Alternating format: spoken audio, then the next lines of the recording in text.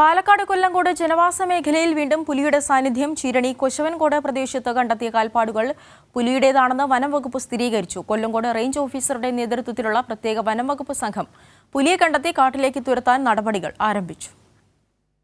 കഴിഞ്ഞ ദിവസമാണ് പാലക്കാട് കൊല്ലങ്കോട് ചീരണി കാളിക്കൊമ്പ് സ്വദേശികളായ അർജുനൻ, കൃഷ്ണൻകുട്ടി, വിജയൻ തുടങ്ങിയവർ ജനവാസ മേഖലയിൽ പുലിയെ കണ്ടത്. ചെത്തുതൊഴിലാളിയായ വിജയൻ വളർത്തുനായയെ പുലി കടിച്ചുകൊണ്ടുപോകുന്നത് പനയിലിരിക്കെയാണ് കണ്ടത്. പ്രദേശത്തെ വിവിധയിടങ്ങളിൽ കണ്ടെത്തിയ അജ്ഞാത ജീവിയുടെ കാൽപ്പാടുകൾ പുലിയുടേതാണെന്ന് സ്ഥിരീകരിച്ചതോടെ വനംവകുപ്പ് പുലിയെ കണ്ടെത്തി കാടുകയറ്റാനുള്ള ശ്രമങ്ങൾ ആരംഭിച്ചു. കൊല്ലങ്കോട് റേഞ്ച് ഓഫീസർ കെ പ്രമോദിന്റെ നേതൃത്വത്തിൽ 20 അംഗ വനംവകുപ്പ് ജീവനക്കാരാണ് പ്രദേശത്ത് തിരച്ചിൽ നടത്തുന്നത്. പുലിയുടെ താവളം കണ്ടെത്തിയാൽ രാത്രിയിൽ പടക്കം പൊട്ടിച്ച് കാട് കയറ്റാനാണ് വനംവകുപ്പിന്റെ ലക്ഷ്യം. പുലിയുടെ സഞ്ചാരപാത കണ്ടെത്താനായി 2 നിരീക്ഷണ ക്യാമറകളും വനംവകുപ്പ് പ്രദേശത്ത് സ്ഥാപിച്ചിട്ടുണ്ട്. 20 ദിവസങ്ങൾക്ക് മുൻപ് ഒരു പുലി കമ്പി വേലിയിൽപ്പെട്ട്